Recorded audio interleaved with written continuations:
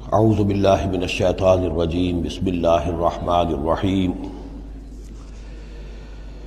یا ایہا الذین آمنوا لا تحرموا طیبات ما احل اللہ لکم ولا تعتدوا ان اللہ لا يحب المعتدین صدق اللہ العظیم۔ شرائع سماویہ میں کھانے پینے کی چیزوں میں حلت و حرمت، تحلیل و تحریم جو ہے یہ بہرحال ایک اہم موضوع ہے۔ یہ موضوع آپ کو یاد ہوگا سورہ بقرہ سے چل رہا ہے مسلسل، کہ مشرکانہ اوہام کی وجہ سے ان کے ہاں بہت سی چیزوں کے بارے میں نسل بعد نسل کچھ چیزیں ذہنوں میں بیٹھ گئی تھیں کہ یہ چیزیں حرام ہیں، اور یہ کہ اس قسم کی چیزیں جو ہیں پھر ذہنوں سے، دلوں سے، مزاجوں سے نکلنے میں بہت وقت لیتی ہیں اور بار بار جو ہے اس کی طرف توجہ دلانی پڑتی ہے۔ فرمایا یا ایھا الذین آمنوا، اہل ایمان، لا تحرموا طیبات ما احل اللہ لکم، نہ حرام ٹھہرا لو ان پاکیزہ چیزوں کو جنہیں اللہ نے تمہارے لیے حلال ٹھہرایا ہے، ولا تعتدوا، اور حد سے تجاوز نہ کرو۔ یہ بھی ہوتا ہے کہ کچھ لوگ اپنے تقویٰ کے جوش میں اور بہت زیادہ نیکی کے جذبے میں بھی بہت سی چیزیں کہ جو حلال ہیں ان کو اپنے اوپر حرام کر بیٹھتے ہیں۔ ان اللہ لا يحب المعتدین، یقیناً اللہ تعالی حد سے تجاوز کرنے والوں کو پسند نہیں کرتا۔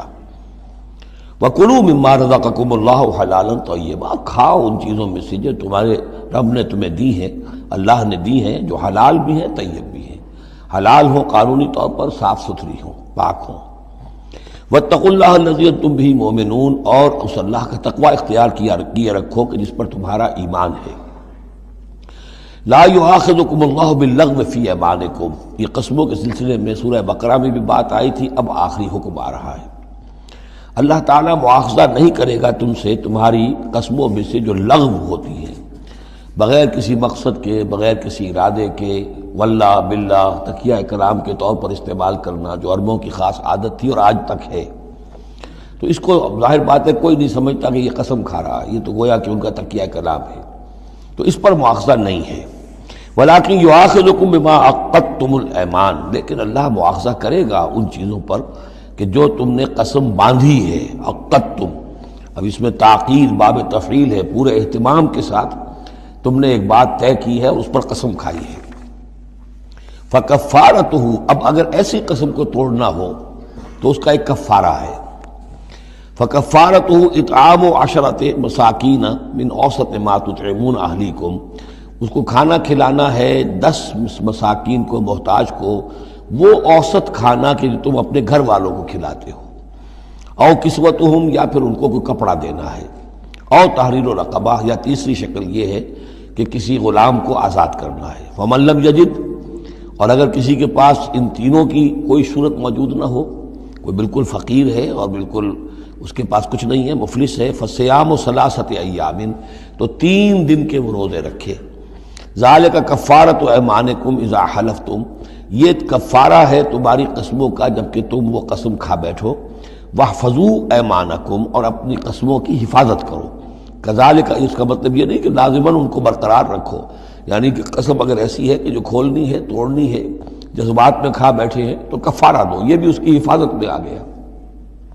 واحفظوا ایمانکم کذالک یبین اللہ لکم آیاتہ لعلکم تشکرون، اس طرح اللہ تعالیٰ تمہارے لیے اپنی آیات کو واضح فرما رہا ہے تاکہ تم شکر کرو، حق ادا کرو۔ یا ایھا الذین آمنوا، اب یہ شراب اور جوئے کے بارے میں بھی آخری حکم۔ یا ایھا الذین آمنوا انما الخمر والمیسر والانصاب والازلام رجس من عمل الشیطان فاجتنبوہ لعلکم تفلحون، اہل ایمان، یقیناً شراب اور جوا اور بت اور پانسے یہ سب گندے کام ہیں، شیطان کے عمل میں سے ہیں۔ فاجتنبوہ، تو اس سے بچ کر رہو، لعلکم تفلحون، تاکہ تم فلاح پاؤ۔ تو شراب اور جوا تو پہلے بھی آ چکا ہے، لیکن انصاب اور ازلام وہ تقسیم کرتے تھے پانسوں کے ذریعے سے اور پھر ازلام کے ذریعے سے، ان کا معاملہ وہ بھی ایک جوئے کی قسم بن جاتی تھی۔ تو ان تمام چیزوں کو جو ہے رجس من عمل الشیطان قرار دیا۔ انما یرید الشیطان ان یوقع بینکم العداوۃ والبغضاء، یقیناً شیطان تو یہ چاہتا ہے کہ ان چیزوں کے ذریعے سے تمہارے اندر دشمنی اور بغض پیدا کر دے۔ یہ بہت اہم بات ہے کہ شراب کے نشے میں بھی انسان چونکہ اپنا ہوش اور شعور کھو بیٹھتا ہے، تو اب اسے کچھ معلوم نہیں کیا بکواس اس نے کی ہے، کیا کر رہا ہے، اس سے بھی یہ ہے کہ بہت سے جھگڑے شروع ہو جائیں گے، فساد شروع ہو جائے گا۔ آپ کو معلوم ہے کہ بہت بڑے بڑے راز جو ہیں اس زمانے میں، بڑی بڑی حکومتوں کے، امپائرز کے، سپر پاورز کے، وہ شراب کے نشے میں جو ہے وہ چرا لیے جاتے ہیں اور وہ راز نکل جاتے ہیں۔ تو اللہ تعالیٰ یہ ان چیزوں سے تمہیں بچانا چاہتا ہے، اور شیطان چاہتا ہے کہ تمہارے مابین عداوت اور بغض پیدا کر دے۔ اسی طریقے سے جوئے میں بھی چونکہ آدمی دیکھ رہا ہے، وہ اس نے ہارا، پھر کچھ اور ہارا، پھر کچھ اور ہارا، ایک وقت آتا ہے کہ پھر وہ برسٹ ہو جاتا ہے غصے میں اور وہ آگ بگولا ہو جاتا ہے، اس لیے کہ ظاہر بات ہے اسے نظر آ رہا ہے کہ جو مجھ سے جیت رہا ہے وہ کسی محنت کی وجہ سے نہیں جیت رہا ہے۔ اگر تو کوئی محنت ہو، کوئی کوشش ہو، کسی نے کمایا ہو، تو ظاہر بات ہے اسے انسان گرج نہیں کرتا کہ ٹھیک ہے اس نے محنت کی ہے اور اس نے مجھ سے یہ مزدوری لی ہے یا مجھ سے یہ کمائی حاصل کی ہے۔ لیکن یہ کہ ایک وقت آتا ہے کہ پھر جواری جو ہے وہ آپے سے باہر ہو جاتا ہے۔ انما یرید الشیطان ان یوقع بینکم العداوۃ والبغضاء فی الخمر والمیسر، شیطان تو یہ چاہتا ہے کہ اس شراب اور جوئے کے ذریعے سے تمہارے مابین دشمنی اور بیر پیدا کر دے، اور اس سے بھی آگے وہ یصدکم عن ذکر اللہ وعن الصلاۃ، اور یہ کہ تمہیں روکے رکھے اللہ کی یاد سے اور نماز سے۔ یہ معاملہ بھی شراب کا تو بالکل واضح ہے،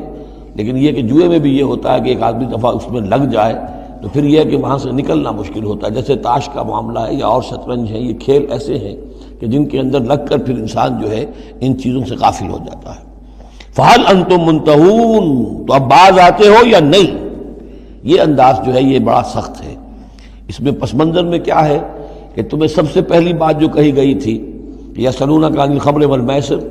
قل فیہما اسم کبیر ومنافع للناس واسمہما اکبر من نفعہما،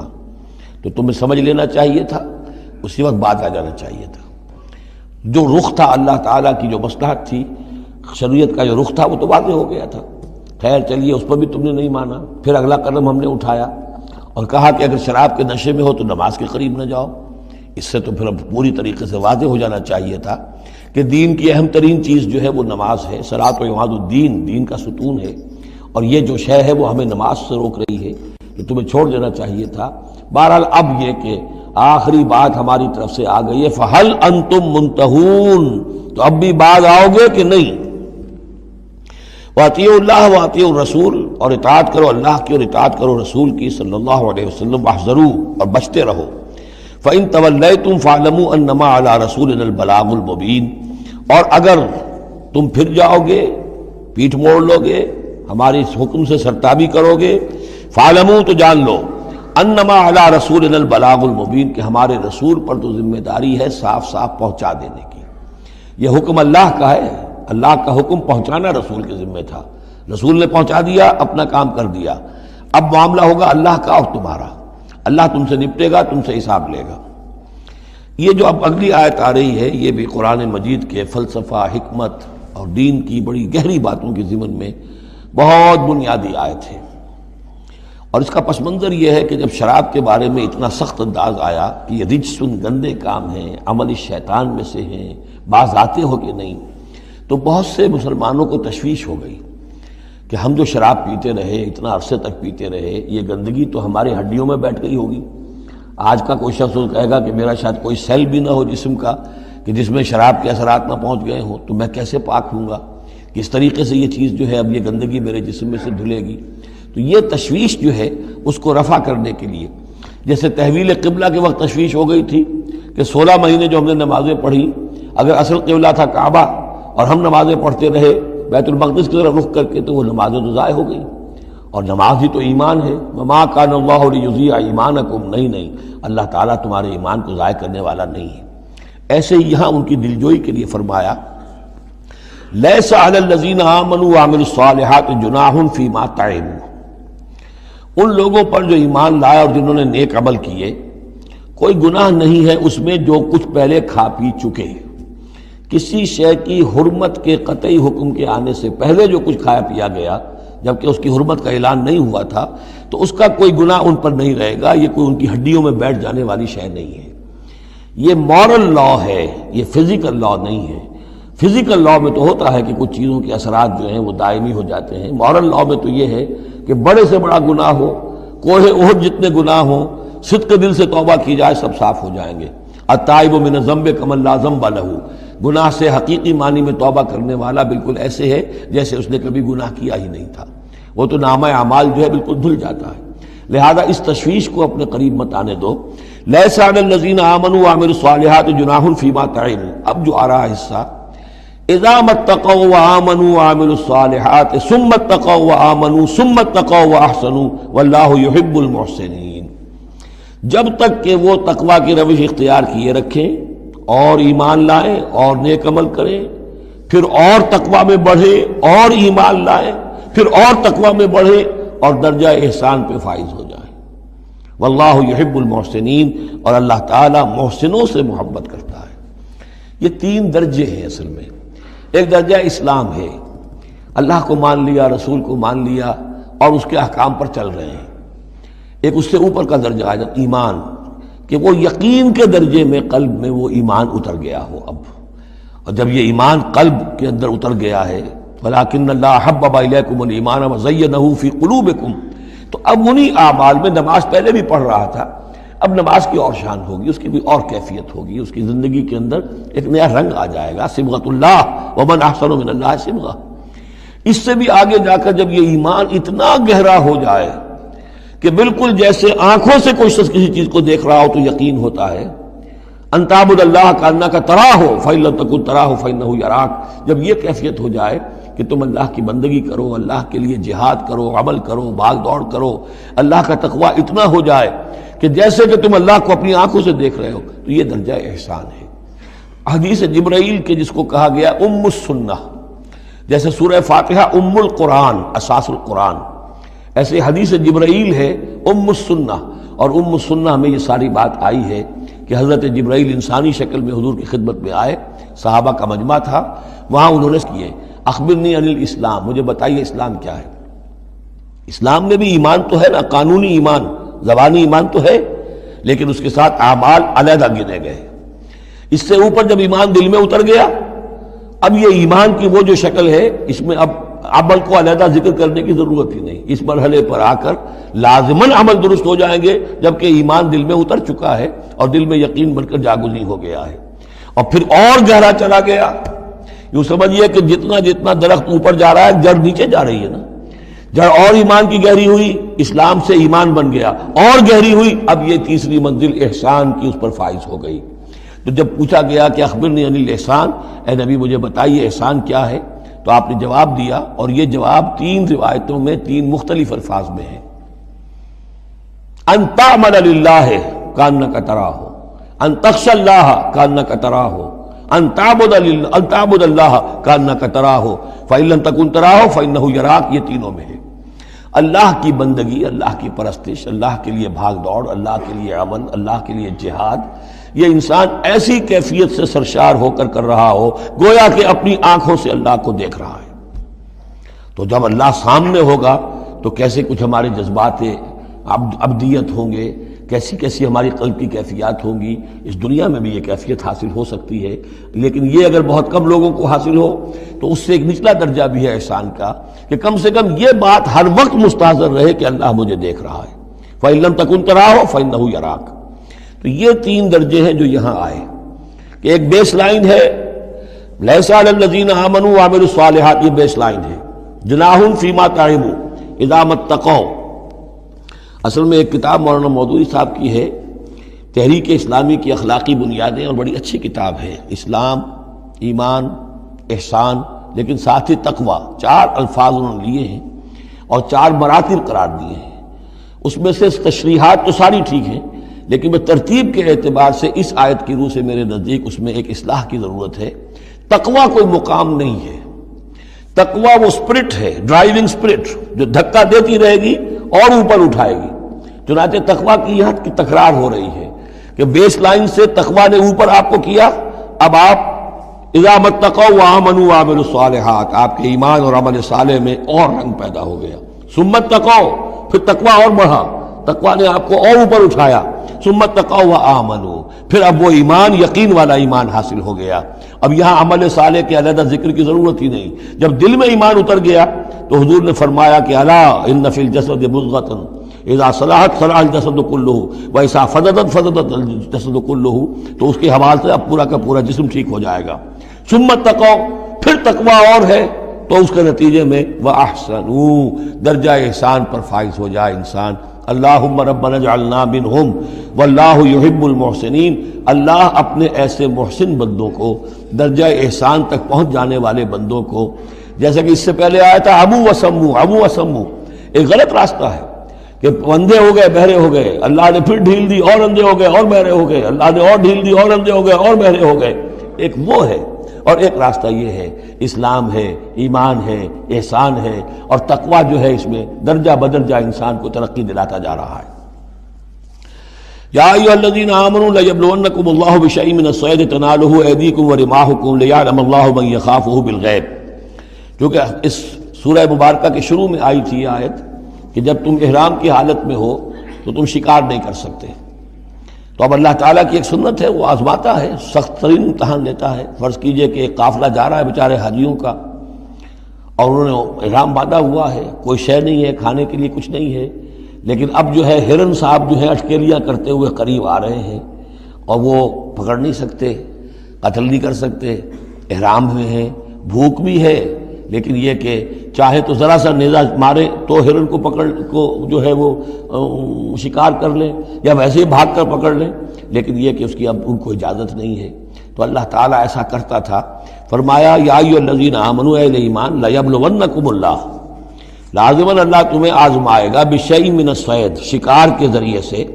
تنالہ ایدیکم ورماحکم، جن کو کہ پا لیں گے آسانی سے تمہارے ہاتھ اور تمہارے نیزے، لیعلم اللہ من یخافہ بالغیب، تاکہ اللہ دیکھ لے کہ کون ہے وہ لوگ کہ جو غیب میں ہوتے ہوئے بھی اللہ سے ڈرتے رہتے ہیں، کہ موقع ہے، بھوک بھی ہے،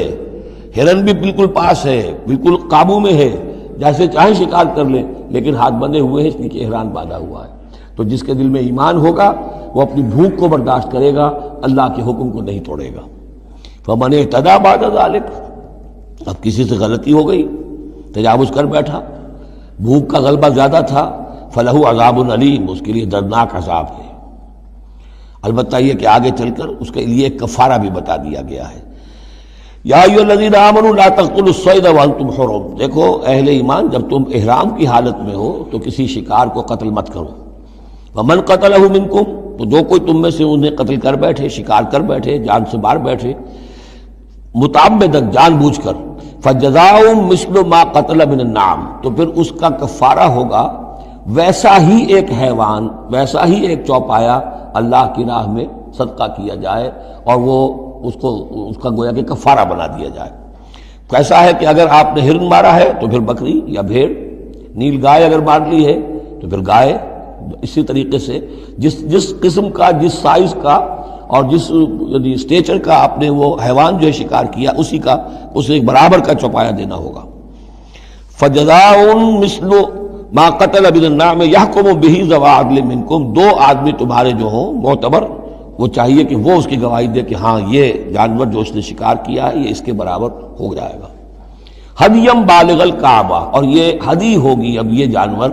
کعبے تک اس کا پہنچنا ہے، کعبے کی نظر ہوگا یہ، او کفارۃ، یا پھر اس کا ایک کفارہ اور بھی ہے، طعام و مساکین،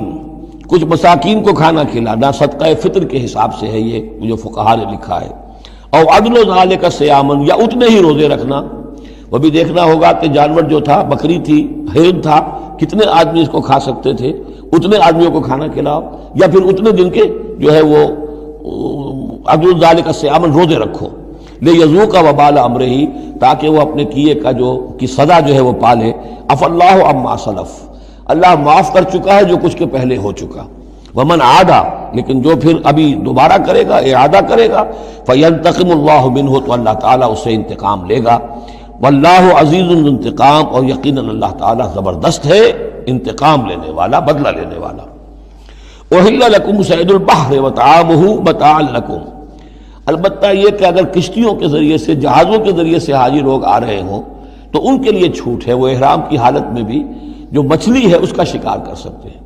احل لکم صید البحر، سمندر کا، دریا کا جو شکار ہے وہ تمہارے لیے حلال کیا گیا، وطعامہ متاعا لکم وللسیارہ، اور اس کا جو دریا کا کھانا ہے وہ تمہارے لیے بہت اچھا جو ہے فائدے کی چیز ہے، اور سب مسافروں کے لیے۔ اور آج آپ کو معلوم ہے کہ یہ سی فوڈ جو ہے یہ دنیا میں کس قدر یعنی اب معروف بھی ہے، محبوب بھی ہے، مقبول بھی ہے، اور بہت سی برائیوں سے اور بیماریوں سے بچانے والا بھی ہے۔ سی فوڈ یہ تو اب ایک بڑا سمجھیے کہ پوری دنیا کے اندر غذا کا ایک نیا خزانہ ہے کہ جو سامنے آیا لوگوں کے۔ تو فرمایا وَطَعَامُهُ مَتَاعًا لَكُمْ وَلِلسَّيَّارَةِ، اس کا جو طعام ہے جو سمندر کے اندر اللہ نے پیدا کیا ہوا ہے، مچھلیاں ہیں یا اور کوئی اسی طریقے کی اللہ نے تمہارے لیے کھانے کی چیزیں پیدا کی ہیں۔ وَحُرِّمَ عَلَيْكُمْ صَيْدُ الْبَرِّ مَا دُمْتُمْ حُرُمًا، لیکن خشکی پر شکار کرنا تمہارے لیے جب تک کہ تم احرام میں ہو حرام کر دیا گیا۔ وَاتَّقُوا اللَّهَ الَّذِي إِلَيْهِ تُحْشَرُونَ، اور اللہ کا تقوی اختیار کیے رکھو جس کی طرف کہ تمہیں لازماً جمع کر دیا جائے گا، لے جائے جاؤ گے گھیراؤ کر کے۔ جعل اللہ الکعبۃ البیت الحرام قیاما للناس، اللہ تعالیٰ نے کعبے کو جو بیت الحرام ہے، بزرگی والا گھر ہے، اسے لوگوں کے قیام کا باعث بنا دیا ہے۔ والشہر الحرام، اور شہر حرمت والا شہر بھی اللہ تعالیٰ نے معین کیا ہے۔ والہدیہ، اور قربانی کے جانور، ان کا بھی ذکر ہو چکا ہے اس سورت کے شروع میں۔ والقلائد، اور وہ جانور جن کے گلوں میں پٹے ڈال دیے گئے ہوں نشانی کے طور پر کہ یہ کعبے کے لیے ہدی کے جانور ہیں، یہ سب اللہ تعالیٰ کی طرف سے ہے، اس کی توثیق ہو رہی ہے۔ یعنی یہ کوئی تمہاری جاہلیت کی روایات نہیں ہے، یہ چیزیں جو ہیں کعبے کی حرمت اور عظمت، اسی طریقے سے شہر حرام، اسی طریقے سے ہدی کے جانور، اور وہ کہ جن کے گلوں میں پٹے پڑے ہوئے ہوں ہدی کے جانور ہونے کے اعتبار سے۔ ذالک لتعلموا ان اللہ یعلم ما فی السماوات و ما فی الارض، یہ اس لیے کہ تم اچھی طرح جان لو کہ اللہ تعالیٰ کو آسمانوں اور زمین کی ہر شے کا علم حاصل ہے۔ ان اللہ بکل شیء علیم، اللہ تعالیٰ ہر چیز کا علم رکھتا ہے۔ اس کے مقابلے میں 4 چیزیں آئیں گی جو ان کے ہاں حرام ہو گئی تھی، ان کو پھر کہا جا رہا کہ اس کے لیے کوئی سند نہیں ہے کتاب میں موجود، وہ بعد میں آئیں گی۔ اعلموا ان اللہ شدید العقاب، جان لو کہ اللہ تعالیٰ سزا دینے میں بہت سخت ہے۔ وان اللہ غفور الرحیم، اور اللہ غفور الرحیم بھی ہے، یعنی اس کی تو دونوں شانیں ہیں۔ اب تم دیکھو کہ تم اپنے آپ کو کس شان کے ساتھ متعلق کر رہے ہو، کس کا مستحق بنا رہے ہو، اس کی عقوبت کا یا اس کی رحمت اور مغفرت کا۔ ما علی الرسول الا البلاغ، ہمارے رسول پر سوائے پہنچا دینے کی کوئی ذمہ داری نہیں، باقی ساری ذمہ داری اب تمہاری ہے۔ واللہ یعلم ما تبدون وما تکتمون، اور اللہ جانتا ہے جو کچھ کہ تم ظاہر کرتے ہو اور جو کچھ کہ تم چھپاتے ہو۔ قل لا يستوي الخبيث والطيب، اے نبی کہہ دیجئے ناپاک اور پاک برابر نہیں ہو سکتے۔ ولو اعجبك کثرت الخبیث، چاہے ناپاک شے کی کثرت جو ہے وہ تمہاری آنکھوں کو اچھی لگے۔ آدمی تو چاہتا ہے بہتات ہونی چاہیے بس ہر چیز کی، ناجائز حرام سے آیا ہوا مال ہو جمع ہو گیا ہے اچھا لگے گا آپ کو، ہے خبیث ہوں۔ تو خبیث اور طیب برابر نہیں ہو سکتے، چاہے کثرت جو ہے خبیث کی وہ جو آنکھوں کو چکا چوند تو کرتی ہے، نظر کو خیرہ کرتی ہے، چمک تہذیب حاضر کی۔ فاتقوا اللہ یا اولی الالباب لعلکم تفلحون، تو اللہ کا تقوی اختیار کرو اے ہوش مندو تاکہ تم فلاح پاؤ۔ یا ایھا الذین آمنوا لا تسألوا عن اشیاء ان تبد لکم تسؤکم، اہل ایمان ان چیزوں کے بارے میں سوال نہ کرو کہ وہ اگر تم پر کھول دی جائیں، واضح کر دی جائیں تو تمہیں اچھی نہیں لگے گی، تمہیں بری لگے گی۔ بعض چیزوں کی طرف سے اللہ تعالیٰ نے خود خاموشی اختیار کی ہوتی ہے، خام خواہ سوال کر کر کے اور اس کو اپنے اوپر جو ہے ذمہ داری کو بڑھا لینا، یہ بھی ایک جو خاص قسم کی مذہبی ذہنیت ہوتی ہے، کھودنے کریدنے کی اور بال کا کھال اتارنے کی، اس کا نتیجہ یہ نکلتا ہے۔ چنانچہ حج کے بارے میں جب آیت نازل ہوئی وَلِلَّهِ عَلَى النَّاسِ حِجُّ الْبَيْتِ مَنِ اسْتَطَاعَ إِلَيْهِ سَبِيلًا، یہ سورہ آل عمران میں ہم پڑھ آئے ہیں۔ تو ایک صاحب کھڑے ہو گئے کہ حضور کیا ہر سال فرض ہے؟ حضور نے سوال سن لیا لیکن سنا انسنا کر دیا، دوسری طرف رخ کر لیا۔ اب وہ ادھر تشریف لے آئے، حضور کیا ہر سال فرض ہے؟ حضور نے پھر جو ہے مجھ سے اغماض برتا، پھر آپ نے رخ موڑ لیا، تیسری مرتبہ پھر آپ ناراض ہوئے کہ دیکھو اگر میں ہاں کہہ دوں تو قیامت تک کے لیے ہر سال حج فرض ہو جائے گا۔ جس چیز کے اندر اللہ تعالیٰ نے اجمال رکھا ہے اس میں تمہاری اس میں بہتری ہے، جو شخص ہر سال کر سکتا ہو کرے، لیکن یہ کہ فرضیت جو ہے اس کے ساتھ ہر سال کی قید اللہ نے نہیں لگائی۔ تم سوال کر کے اپنے لیے تنگی پیدا کر لو، جیسے وہ گائے کے بارے میں کیسا رنگ ہو اور کیا اس کی عمر ہو اور کیسی گائے ہو، یہ ساری چیزیں اسی طرح کی ہیں۔ لیکن یہ کہ ان تسألوا عنہا حین ینزل القرآن تبد لکم، اگر تم سوال کرو گے جبکہ ابھی قرآن کا نزول جاری ہے تو وہ ظاہر کر دی جائے گی۔ اللہ تعالیٰ نے اپنی حکمت کے تحت اس کے اوپر پردے ڈالے ہوئے ہیں۔ وہ سمجھتا ہے کہ اس میں تمہارے لیے تنگی ہو جائے گی، بہت زیادہ ہو جائے گا، لیکن اگر سوال کرو گے تو پھر وہ ظاہر کر دی جائے گی۔ عفا اللہ عنہا،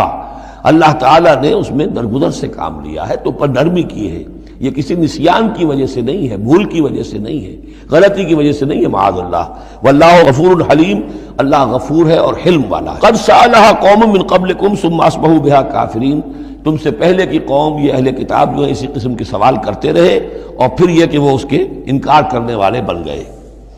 اب یہاں وہ چار چیزیں بھی آ رہی ہیں کہ جو ان کے ہاں بہت زیادہ مقدس ہو گئی تھی۔ ما جعل اللہ من بحیرۃ ولا صائبۃ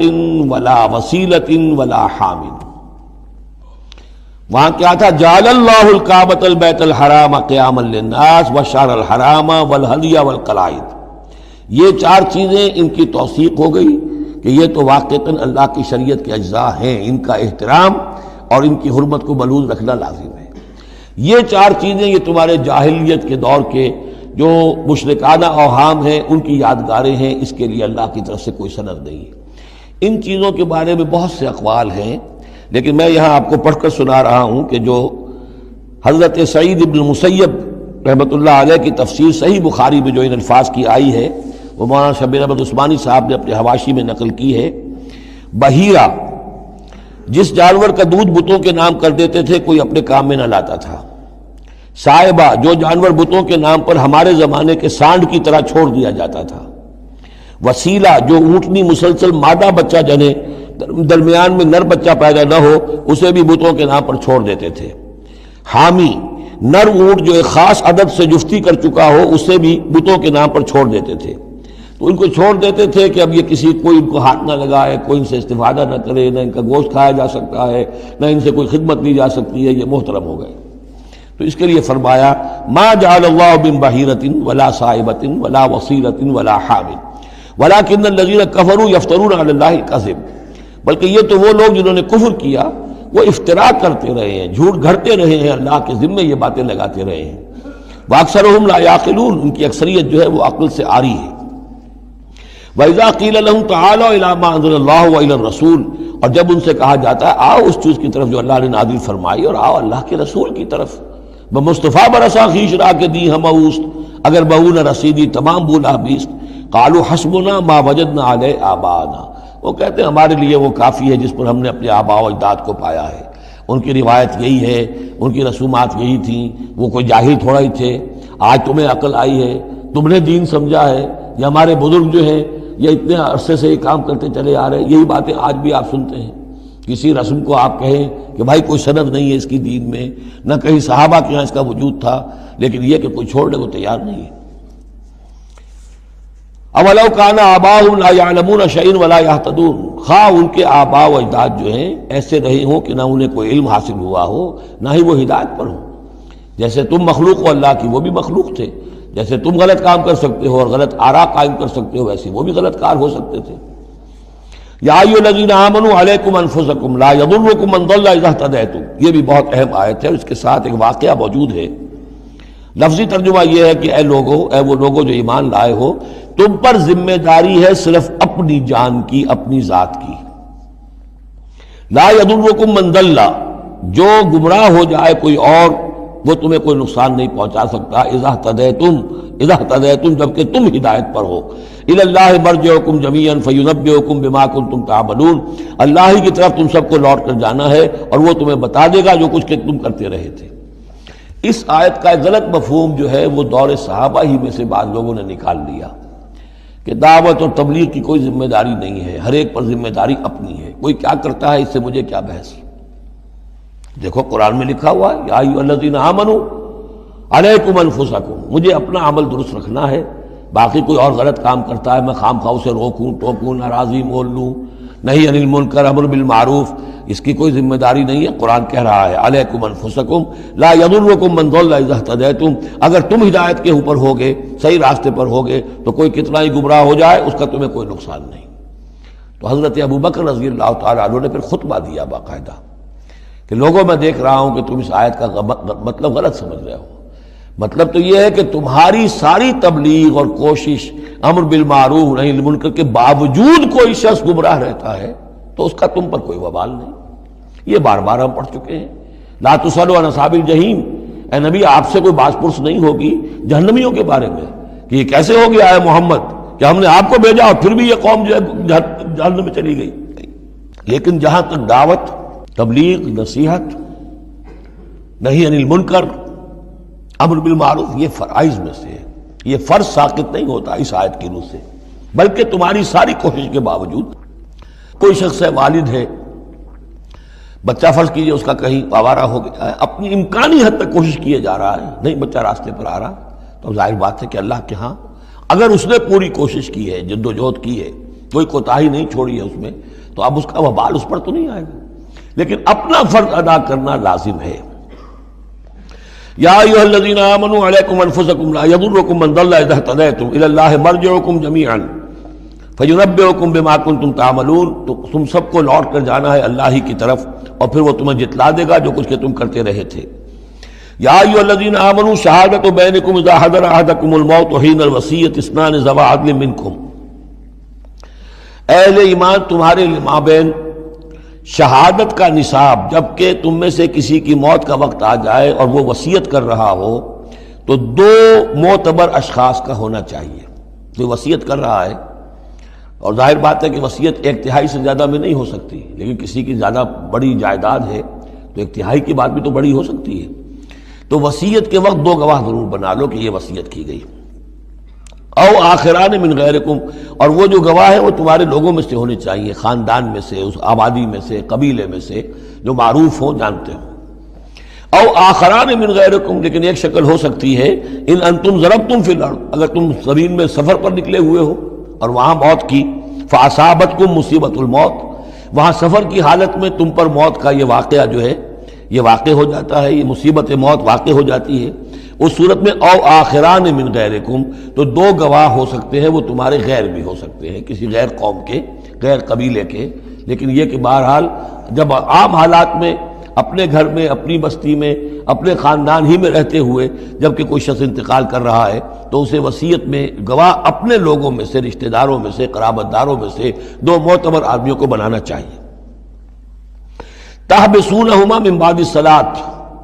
اب اس کے بعد جب یہ کہ اس کا انتقال ہو گیا تو اب یہ کہ وصیت کا مسئلہ آئے گا، لوگ پوچھیں گے کیا واقعی یہ وصیت جو ہے اس شخص کی ہے؟ تو اب ان دونوں کو روکو، کھڑا کرو، من بعد الصلاۃ، نماز کے بعد، مسجد ہے، نماز پڑھی ہے، اب وہ دونوں کھڑے ہو جائیں، فیقسمان باللہ، پھر انہیں چاہیے کہ اللہ کی قسم کھائیں، ان ارتبتم، اگر تمہیں کوئی ان کے بارے میں شک ہو کہ کہیں یہ وصیت کو بدل نہ دیں، کہیں ان سے غلطی نہ ہو جائے، تو ان سے قسم کھلوا لو، حلف کی بنیاد پر وہ اپنا جو ہے وہ وہاں پر شہادت دیں گے، اور پھر انہیں کہنا چاہیے لا نشتری بہ ثمنا،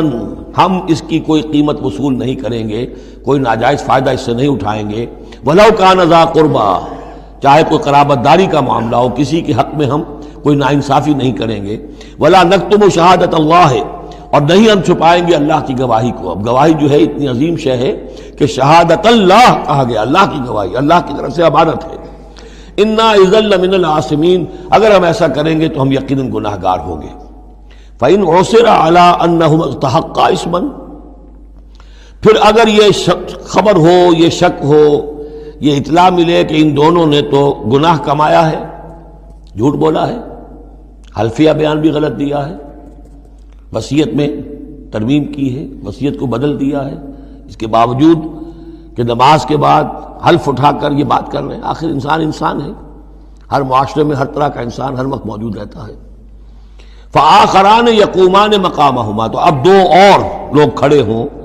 جو کہ ان کی جگہ پر اب کھڑے ہوں، من الذین استحق علیہم الاولیان، کہ جن کے حق کو تلف کیا ہے ان پہلوں نے، وہ کھڑے ہوں گے اب کہ ہمارا حق یہ لوگ تلف کر رہے ہیں، وصیت کے اندر انہوں نے خیانت کی ہے۔ فیقسمان باللہ، اب وہ قسم کھائیں گے اللہ کی، لشہادتنا احق من شہادتہما، ہماری گواہی زیادہ حق ہے، برحق ہے، صحیح ہے، درست ہے ان کی گواہی سے، وما اعتدینا، اور ہم نے ہرگز کوئی زیادتی نہیں کی ہے، انا اذا لمن الظالمین، یقیناً اس صورت میں ہم ظالم ہوں گے۔ ذالک ادنا، یہ طریقہ کار قریب تر ہے اس سے، ان یاتوا بالشہادۃ علی وجہہا، کہ لوگ شہادت کو بالکل صحیح فیس ویلیو پر پیش کریں، کیونکہ انہیں یہ معلوم ہوگا کہ ہم نے جھوٹی قسم کھا بھی لی، تب بھی جو دوسرا فریق ہے وہ بھی اگر قسم اٹھا گیا تو ہماری وہ جھوٹی قسم جو ہے وہ بھی ضائع ہو جائے گی، لہذا وہ پھر اس کی ہمت نہیں کریں گے۔ یہی معاملہ ہے کہ جو آئے گا، اگر کوئی کسی شخص کو اپنی بیوی کے اوپر شک ہے، شک کیا، اس نے دیکھا ہے بدکاری کرتے ہوئے، تو وہ اگر 4 مرتبہ قسم کھا کر کہے کہ جو میں کہہ رہا ہوں میں نے دیکھا ہے اور اس نے یہ بدکاری کی ہے، تو وہ 4 گواہوں کے برابر ہو جائے گی ایک شخص کی گواہی۔ لیکن یہ کہ اس کا جواب بھی یہ ہے کہ بیوی بھی اگر 4 مرتبہ قسم کھا کر کہہ دے کہ یہ جھوٹ بول رہا ہے، مجھ پر تہمت لگا رہا ہے، تو اس کی جو گواہی ہے وہ ساقط ہو جائے گا۔ تو یہ دونوں طرف سے اللہ تعالیٰ نے بیلنس کیا ہے کہ تاکہ یہ دونوں امکانات موجود رہیں۔ ذالک ادنیٰ ان یاتوا بالشہادۃ علی وجہہا، یہ قریب تر ہے، اس سے مناسب تر ہے کہ لوگ گواہی جو ہے وہ صحیح شکل میں پیش کریں، اور یخافوا ان ترد ایمان بعد ایمانہم، کہ انہیں یہ خوف رہے کہ قسمیں جو ہیں لوٹا دی جائیں گی، الٹی کر دی جائیں گی ان کی قسموں کے بعد۔ واتقوا اللہ واسمعوا، اور ڈرتے رہو اور سنتے رہو اور سن رکھو، واللہ لا یہدی القوم الفاسقین، اللہ ایسے فاسقوں کو ہدایت نہیں دیتا۔